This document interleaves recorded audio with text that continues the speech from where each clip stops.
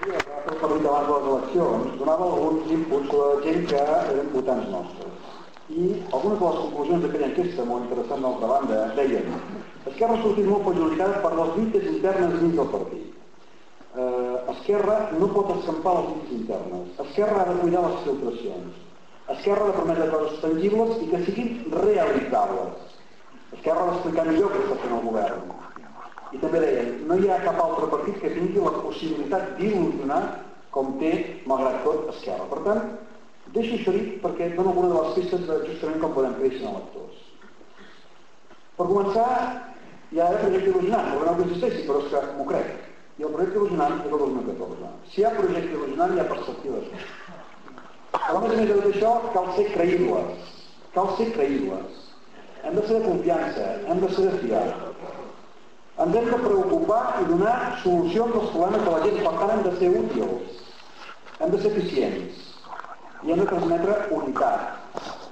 Unitat vol dir compromís de debò per la unitat. Torno a recordar-ho de les lluites internes o no cal? Unitat és això, fer-ho. Hem de, ho he dit abans de Rafael, hem de créixer per motivació, no per indignació. I sobretot el que no podem fer és transmetre el que no som. Per tant, hem de ser valents i obrir-nos a la societat. Mireu, la proposta que acabo de fer fa un moment, que em sembla que el company Carretera no acaba d'entendre, no és una proposta casual, improvisada, jurídicament està estudiada. És una proposta real. La via per anar a Estrasburg i a la Haia és la via de la societat. No hi ha cap més. No hi ha cap parlament en el món, ni cap govern en el món que la pugui utilitzar.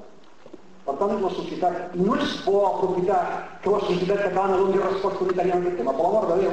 Volem fer això o no? Doncs fem-ho. I al Parlament fem el que hem de fer, clar. Però el que no podem fer són més numerets. El que no podem fer són més numerets perquè això és la que acaba malmetent la nostra credibilitat. Per tant, des d'aquest punt de vista, créixer només és possible fer-ho a partir d'obrir-nos a la societat. I ser valents, i acabo, significa propostes de debò. Nosaltres hem fet una proposta concreta, es pot consultar a la web, no m'hi extenc. Llistes que eleccions primàries, a les properes eleccions a la presidència de la Generalitat. 150.000 electors. 150.000 electors, res d'entitats, tota la CUP. Són 22 regidors en tots els països catalans. 1.600 d'Esquerra, per l'amor de Déu, no ho inventem segons què. 22 a 1.600, queda clar. 150.000 persones que ens ajudin a decidir coses, que ens ajudin a triar què és el nostre candidat a la presidència de la Generalitat. Això ens dona una força increïble. És això entrar a la societat. Ser valents vol dir això, fer aquest pas. No és fàcil, és molt complexa, però en definitiva és la clau de volta que ens pot donar una alternativa clara de cada futur.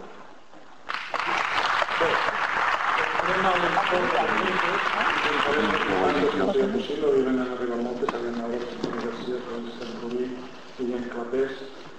Primer faré una pregunta concreta a cada un dels 4 candidats, l'he triat jo, sobre les que han arribat dirigides a ells, i si tenim temps, doncs faríem un parell de generals, de manera el màxim de concreció possible. Farem l'ordre.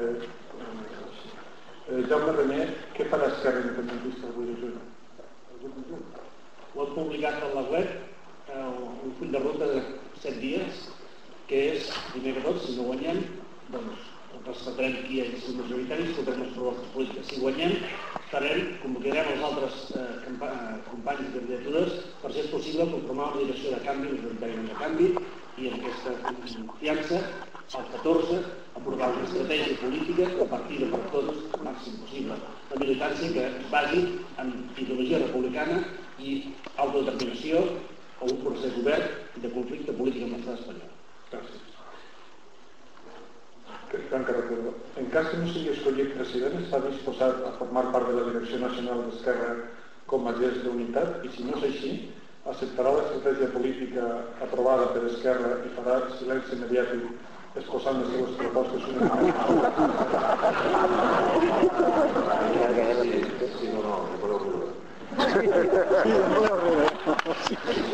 No guanyo a l'elecció de president, jo m'aniria a fer de candidat de l'As a Puigcerdà i no tinc cap interès en dir res. Ara bé, si jo, i ho he dit públicament i torno a dir, si jo com a independentista català, com a militant d'Esquerra Republicana, veig que algú ens porta a la catàstrofe com a país o com a partit, ho diré. Ho diré on pugui. Primer ho diré als òrgans de direcció com hem fet aquesta vegada. El que passa que la resposta sempre és això ho dius tu sol. A vegades, quan et contesten sempre que això ho dius tu sol, has de buscar més gent per no dir-ho sol. En tot cas, jo dic això. Jo no seré conseller nacional, no he presentat candidatura, no vull cap càrrec a la direcció, cap ni un, per mi. Per tant, vull ser militant de base si no soc el president. Ho tinc així de clar. I m'agradaria, m'encantaria no dir res. I sabeu què m'agradaria més? És tornar a entrar al cafè a Puigcerdà, sent el més orgullós del poble de ser militant d'Esquerra Republicana.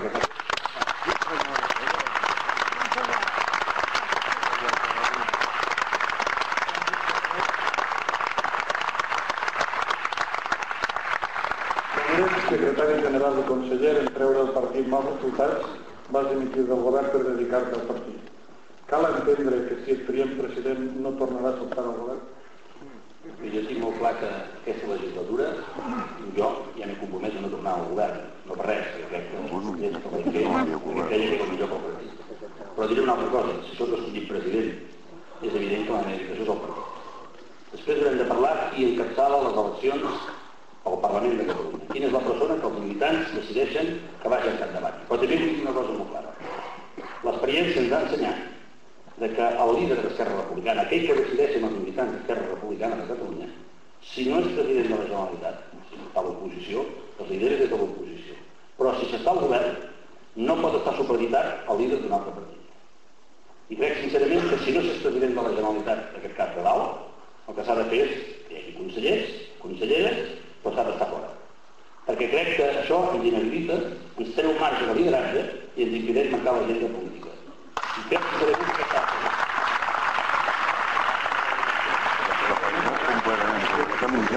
Estaries disposat a ser una executiva al costat de gent dels quals s'ha dit que fan llistes negres? Em fa l'efecte que ara faràs un gol ràpid amb la proposta que he fet al començament de tot, que si no un document aquí, que en definitiva no estaria malament que el missatge que sortís d'aquest debat d'avui fos justament el compromís dels candidats a president d'Esquerra Republicana per la unitat per damunt de tot. Em fa l'efecte que és aquesta resposta. Jo estic disposat a parlar amb tothom, com sempre he fet, a seure'm amb tothom, com sempre he fet, i intentar la unitat per damunt de tot, com sempre he fet, amb tothom sense excepció.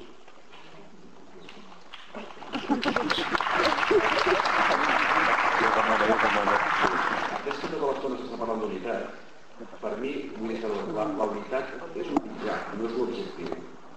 Si tots anem junts a l'objectiu, evidentment la unitat fa més força, però la unitat per no anar enlloc no serveix de res.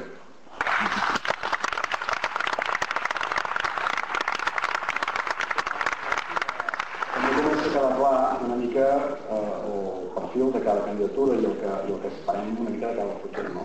En aquest sentit, jo crec que ho torno a repetir. Els nostres votants ho diuen. Jo he fet un munt d'actes arreu del país aquests dies i a tot arreu em deien el mateix. I m'ho deien tant se va a Ripoll com a Tortosa com a la Seu d'Urgell. És igual. A tot arreu diuen el mateix. No us feu mal. Això és el bé més preuat que hi ha. Si no som conscients d'això, cadascú té una conseqüència. Molt ràpid, començaries amb René. Després del dia 14, si són escollits, es plantejarà algun canvi significatiu en el pacte d'entesa de la Generalitat? Bé, el primer que farem serà la nova direcció reunir-se, establir els punts als quals, evidentment, s'ha de renegociar i parlar pel Partit Socialista per clarificar les qüestions, com es concreta el pacte vigent d'entesa i aquelles qüestions que no són el pacte i que, com s'ha citat aquí, finançament, resposta al Tribunal Constitucional, ens comprometen a tots. A la vista d'aquesta resposta, tornarem a convocar la militància i prendrem una decisió. Jo crec que no podríem desaprofitar el dia 14, que resumidament hem llegit que estem 4.400 militants, per ja preguntar si no cal cosa que un tema de tardor, si podem preguntar el dia 14, que els tindrem tots junts, que si bé, a veure què fem amb aquest govern i què no fem. És evident que aquest propi govern ha signat un acord que no el compleix en temes d'ordenació territorial, en temes lingüístics, etc. Per tant, és tan fàcil inicialment com això, però jo crec que el que val més la pena és el dia 14 no perdre el temps i preguntar als militants exactament què volen.